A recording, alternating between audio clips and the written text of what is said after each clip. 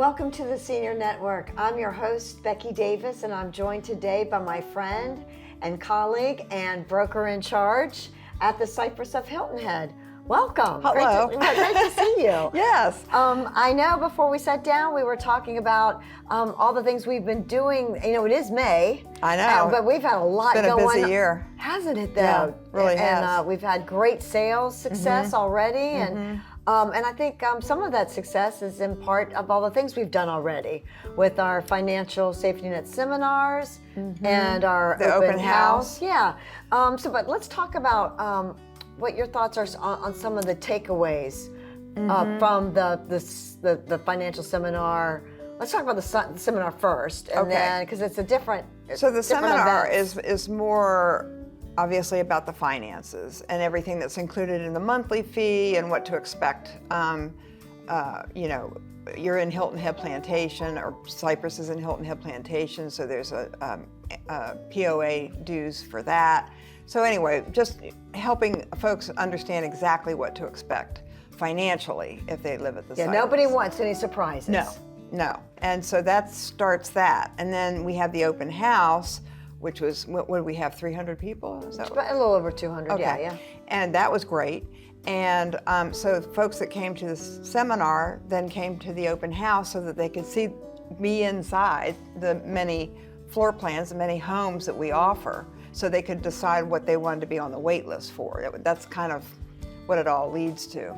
And what do you think some of the biggest questions, concerns, comments you heard from both, either? I know I have my thoughts. Well, I'm finding, I am finding that people who have come to the open house have been to other continuing care communities, which is a little unusual. Right. Yeah, I mean more of them. You want an educated. Yeah, so that's good. buyer. And they love the way the Cypress is set up.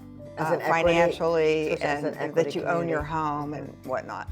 But then the other thing is that they want to know about the Preston Health Center. Care, yeah. Yep, they just want to know that it's there if they need it.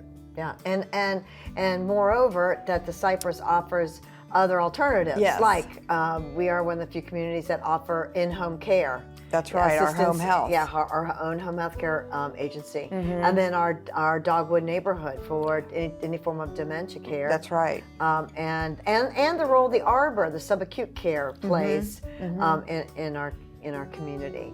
And the open house too was a beautiful day, and it was a great opportunity to show off our 100-acre campus. Yeah, and it really was the great. Members were fabulous in giving all their testimonials. They have such a good time. They love to show off the Cypress. You know, they're so happy with their lives there, and so they like to tell everybody about it. And I think the cherry on top for me was the Heritage Golf Tournament. Oh my gosh. The Cypress, of course. Our sky Not box. everyone knows that we have a skybox on the 13th hole, or 13th green of the Heritage. Yeah. And it was a great day. It was, and we had members in the skybox, but we also had waitlist members. And what's better, it's such a social setting, so beautiful.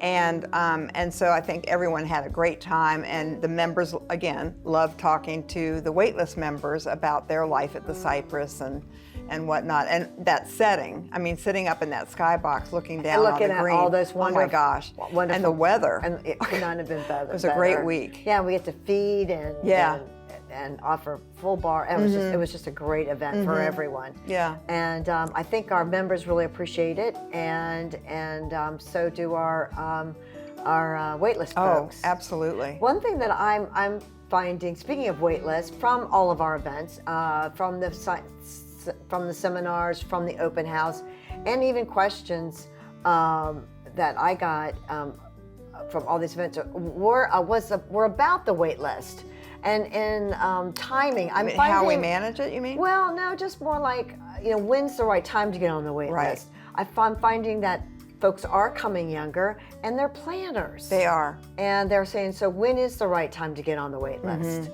Well, that, and also what I just was talking to a couple yesterday about this. There's something about your human nature when you join the wait list.